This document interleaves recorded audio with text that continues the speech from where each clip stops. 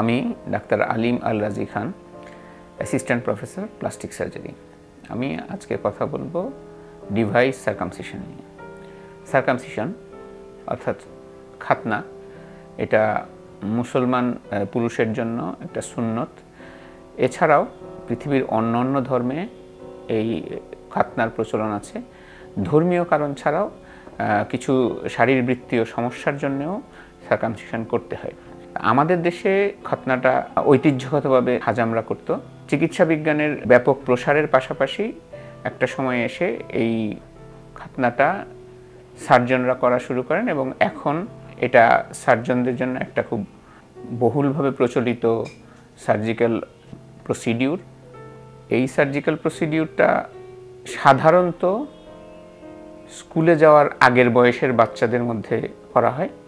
এই বয়সের বাচ্চাদের যখন এই ধরনের একটা ছোট সার্জারি করতে হয় তখন বেশিরভাগ সময়ই সম্পূর্ণ অজ্ঞান করে এটা করা হয়ে থাকে, কিন্তু সাম্প্রতিক কিছু ঘটনার কারণে বাচ্চাদের অভিভাবকদের মধ্যে সম্পূর্ণ অজ্ঞান করে এই অপারেশনটা না করানোর একটা প্রবণতা লক্ষ্য করা যাচ্ছে।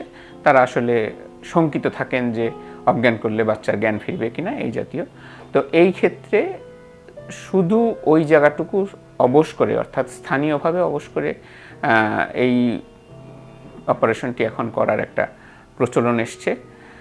তো এর মধ্যে আধুনিক একটি সংযোজন হলো ডিভাইস সার্কামসিশন, অর্থাৎ একটা ডিভাইস পুরুষাঙ্গের মাথায় পরিয়ে দেওয়া হয়, যার ফলে এই সার্কামসিশনটা খুব অল্প সময়ের মধ্যে দ্রুততার সাথে এবং রক্তপাতবিহীনভাবে করা সম্ভব হয়, যার ফলে এটা এখন আমরা সম্পূর্ণ অজ্ঞান করাটাকে অ্যাভয়েড করে শুধু ওইটুকু জায়গা অবশ করে দ্রুততার সাথে করতে পারছি।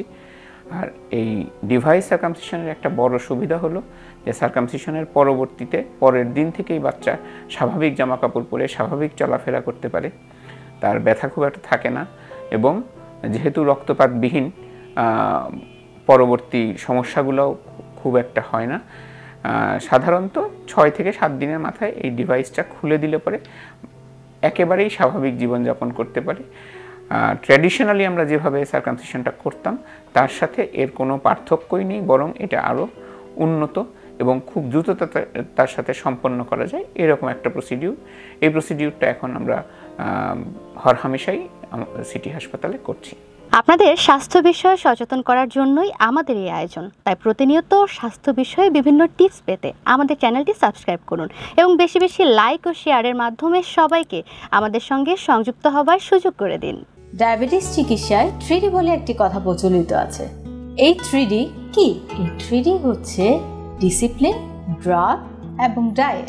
আপনি ডিসিপ্লিন লাইফ লিড করছেন, ড্রাগসও খাচ্ছেন, কিন্তু ডায়েট সেটি কেমন হবে? এই বিষয়ে সঠিক পরামর্শ দিতে পারবেন একজন পুষ্টিবিদ। তাই এই বিষয়ে সমন্বিত সেবা দিতে রয়েছি আমরা।